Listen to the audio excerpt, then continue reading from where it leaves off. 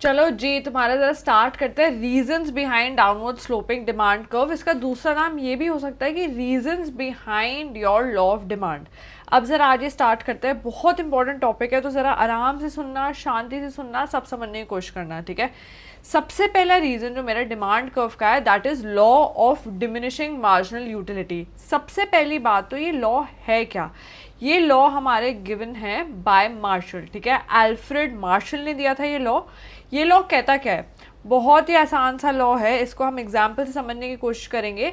ये लॉ मेरा ये कहता है कि एक कंज्यूमर अगर एक ही गुड को बार बार या फिर बहुत ज़्यादा क्वांटिटी में कंज्यूम करेगा तो उसकी मार्जिनल यूटिलिटी कम होती रहेगी। So if the consumer consumes more and more of a good, it's marginal utility will keep on declining.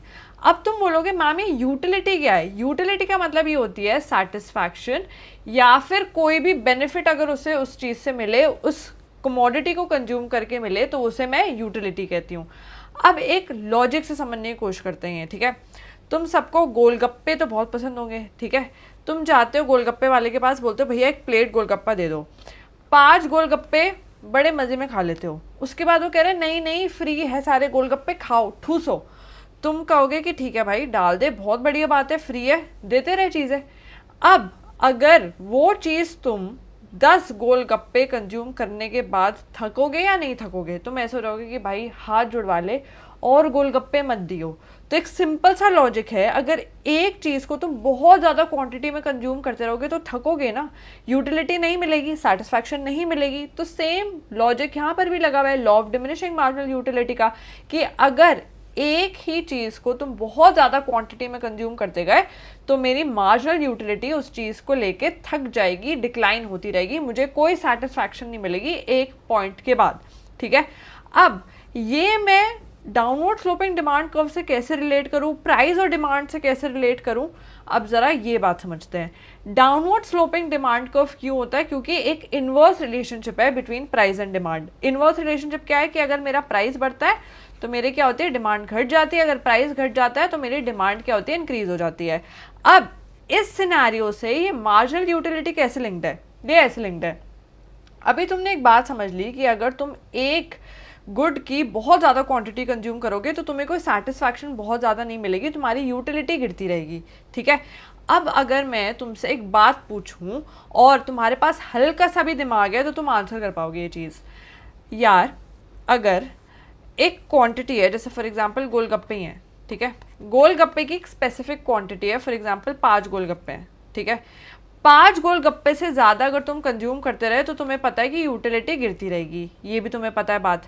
तो अगर यूटिलिटी गिरती रहेगी ज़्यादा क्वांटिटी पे तो क्या उस चीज़ की तुम प्राइस ज़्यादा दोगे?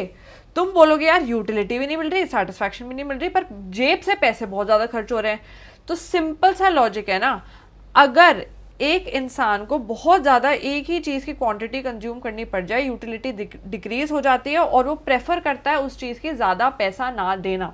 सो consumer is willing to pay lesser price for more units of a good. तो सिंपल लॉजिक है, तभी जब प्राइस मेरा गिरता है तभी मेरी डिमांड इंक्रीज होती है, क्योंकि हमें पता है आगे जाके यूटिलिटी उस चीज़ की कम होती ही रहेगी, तो हम कम प्राइस देना चाहते हैं अगर हमें डिमांड ज़्यादा करनी है।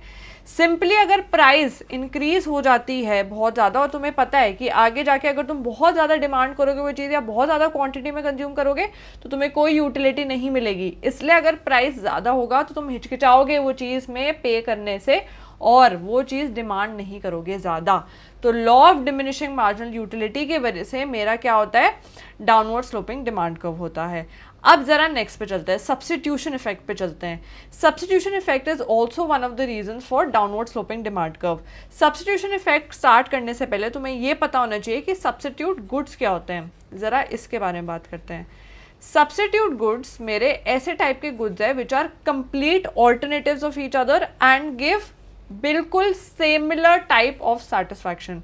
अब इसका एक एग्जाम्पल लेते हैं, जैसे फॉर एग्जाम्पल कोक है और पेप्सी है, ठीक है।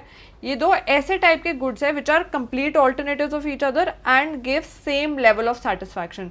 तुम कोक कंज्यूम करो या पेप्सी करो, सेम टाइप की है। इन गुड्स की खासियत भी होती है कि ये बिल्कुल साइज में भी ऑलमोस्ट सेम होंगे, इनका शेप भी ऑलमोस्ट सेम होगा, इनका कलर भी सेम होगा और इनका ऑलमोस्ट टेस्ट वगैरह भी सेम होगा। मतलब समझ लो बिल्कुल ही होमोजीनियस सिमिलर टाइप के गुड्स होते हैं ये। अब सब्स्टिट्यूट गुड्स हम समझ गए, जैसे कोक है, कोक और पेप्सी की दोनों की बॉटल्स का शेप भी ऑलमोस्ट सेम होता है, टेस्ट में भी ऑलमोस्ट सेम होते हैं, कलर भी सेम होता है, तो बिल्कुल सब्स्टिट्यूट गुड्स है। अगर एक नहीं मिली तुम्हारे शॉपकीपर के पास, तुम बोलोगे यार कोई नहीं भैया पेप्सी दे दो, सेम टाइप की तो है, ऑलमोस्ट बहुत कम फर्क है, मतलब 19-20 का फर्क है, वो सब्स्टिट्यूट गुड्स कहलाते हैं हमारे। अब सब्स्टिट्यूशन इफेक्ट क्या होता है, ज़रा ये सुनना बात, ठीक है। ये एक एग्जाम्पल से समझते हैं। फॉर एग्जाम्पल एक गुड है मेरा, उसकी प्राइस इंक्रीज हो जाती है, ठीक है, और दूसरा एक और गुड है मेरा, गुड बी, ये गुड ए लेते हैं, दोनों आपस में बिल्कुल सब्स्टिट्यूट्स है, बिल्कुल ऑल्टरनेटिव्स है एक दूसरे के। तो अगर गुड ए की प्राइस इंक्रीज होती है, तुम्हें लगेगा यार ये तो फालतू में मैं ज़्यादा पैसा क्यों दूँ, सेम टाइप का दूसरा गुड भी तो है मार्केट में, गुड बी, तो एक काम करते हैं गुड बी कंज्यूम कर लेते हैं। तो गुड ए की प्राइस इंक्रीज हुई, पर यहाँ पे डिमांड फॉर गुड भी इंक्रीज, क्योंकि हमें पता है अगर सेम टाइप का गुड है और एक गुड की प्राइस इंक्रीज होगी तो मेरे पास दूसरा ऑल्टरनेटिव अवेलेबल है, मैं तो उसकी तरफ भाग जाऊंगी ना, मैं ज़्यादा पैसा क्यों पे करूंगी। तो यही मेरा सब्स्टिट्यूशन इफेक्ट है कि मैं ऑल्टरनेटिवली कुछ भी चूज कर सकती हूँ। तो यहाँ पर भी हमें यही चीज़ देखने को मिल रही है कि if the price of a particular good increases, इसकी डिमांड तो उल्टा कम हो गई, दूसरे की तरफ सारे कंज्यूमर्स भग गए, वो बोलते हैं यार इसे साइड कर, बहुत ज़्यादा प्राइस मांग रहा है, सेम सेटिस्फैक्शन, सेम क्वालिटी, सब कुछ सेम मुझे दूसरे गुड में मिल जाएगी, मैं वहाँ चले जाता हूँ। तो यही चीज़ मेरा सब्स्टिट्यूशन इफेक्ट है, and this is also one of the reasons for what your law of demand. अब नेक्स्ट पे चलते हैं। नेक्स्ट आता है मेरा इनकम इफेक्ट। ये इनकम इफेक्ट क्या है, एक ज़रा यहाँ पे एक सिंपल सी बात समझने की कोशिश करते हैं।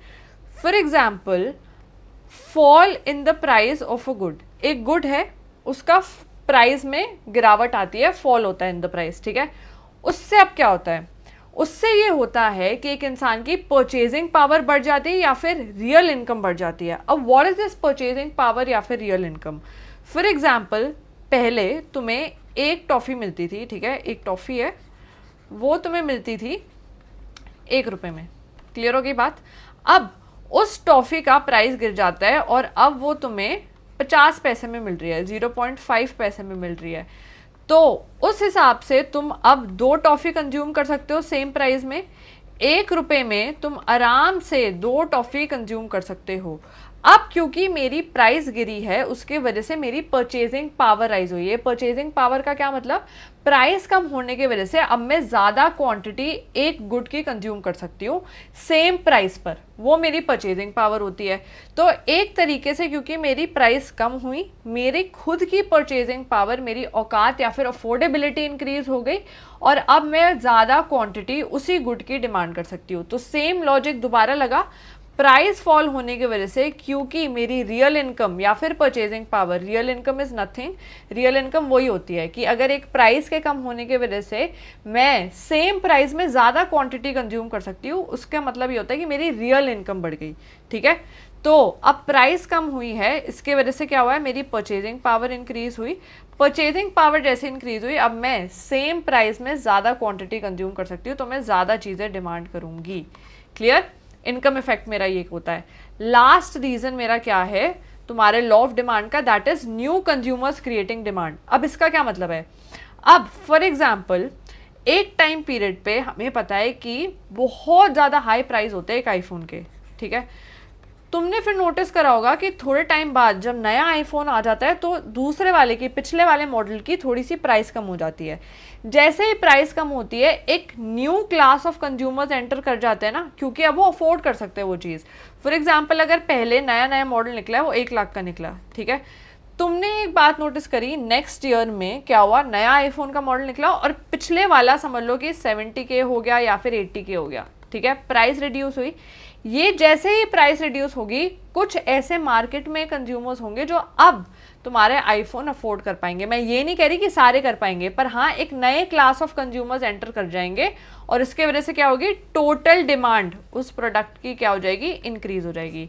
तो सिमिलरली सेम कॉन्सेप्ट लगेगा कि if price falls, new consumers enter in a market क्योंकि अफोर्डेबिलिटी बढ़ जाती है and the demand of the price will increase. ठीक है, तो ये मेरा फाइनल पॉइंट था जो मुझे बताता है my reasons for what downward sloping demand curve या फिर लॉ ऑफ डिमांड। ठीक है, so I hope you guys liked the session, तो फटाफट से लाइक शेयर सब्सक्राइब करो to the channel. I also take classes for economics, business studies and CUET, so you guys can enroll in the classes. सारी details मेरे description box में given होगी जिससे तुम कॉन्टैक्ट कर सकते हो और इनरोल कर सकते हो इनटू द क्लासेस। ठीक है, चलो बाय गाइज, टूडल्स।